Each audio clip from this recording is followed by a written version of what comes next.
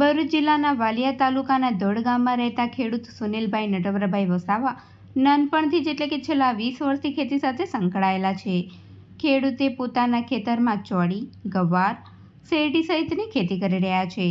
હાલ ખેડૂત સુનિલ વસાવાએ પોતાની 1 વીઘા જમીનમાં સ્વરાજ જાતની ચોળીની ખેતી કરી છે. ખેડૂતે જાન્યુઆરી મહિનામાં સ્વરાજ જાતની ચોળીનું વાવેતર કર્યું હતું. ખેડૂત ચોળીનું બિયારણ અંકલેશ્વર ખાતેથી લાવ્યા હતા. ખેડૂત સુનિલ વસાવા ચોળીની ખેતીમાં માવજત તરીકે પાયામાં ડાઈ ખાતરનો ઉપયોગ કરે છે, તેમજ સમયાંતરે પાકમાં દવાનો છંટકાવ કરે છે. ખેડૂત સુનિલ વસાવા ચોળીની ખેતીમાં દર 2 થી 4 દિવસના અંતરે પાણી આપે છે. ધોળ ગામની સીમ અમરાવતી નદી કિનારે આવેલી હોવાથી ચોળીના પાકને જોઈએ એટલું પાણી મળી રહે છે, તો અહીંની જમીન ચોળીની પાકની ખેતી માટે માફક આવે છે. મારું નામ સુનિલભાઈ છે. હું ધોળગામ ગામનો રહેવાસી છું અને મારા ખેતરની અંદર હું શેરડી અને ચોળી અને ગવાનું વાવેતર કરું છું છેલ્લા 20-15 વર્ષથી. અને મારી ચોળીની અંદર ઉતારો આવે છે 4 થી 5 મણ જેવો. 4 દિવસની અંદર હું તોડું છું એ.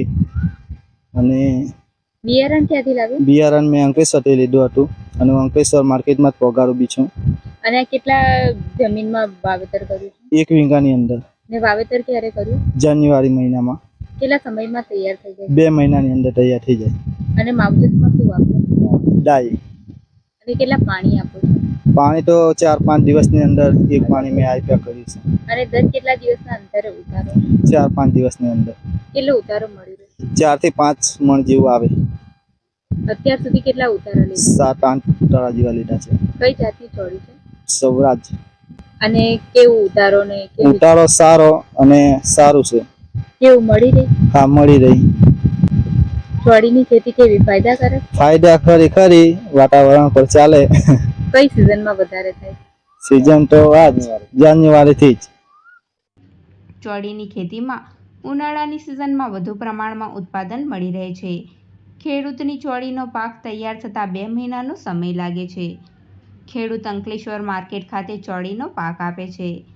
ખેડૂતને દર 3 થી 4 દિવસના અંતરે ચોળીની ખેતીમાં ઉતારો મળી રહે છે. ચોળીની ખેતીમાં ખેડૂતે અત્યાર સુધીમાં 7 થી 8 ઉતારા લઈ લીધા છે.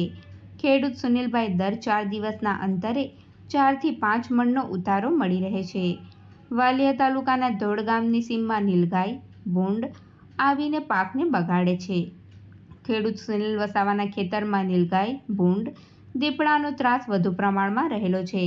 તેઓ ખેડૂતના ઊભા પાકને નુકસાન પહોંચાડે છે, જેના કારણે ખેડૂતે ખેતરમાં રાત્રે રોકાણ કરવાનો વારો આવે છે.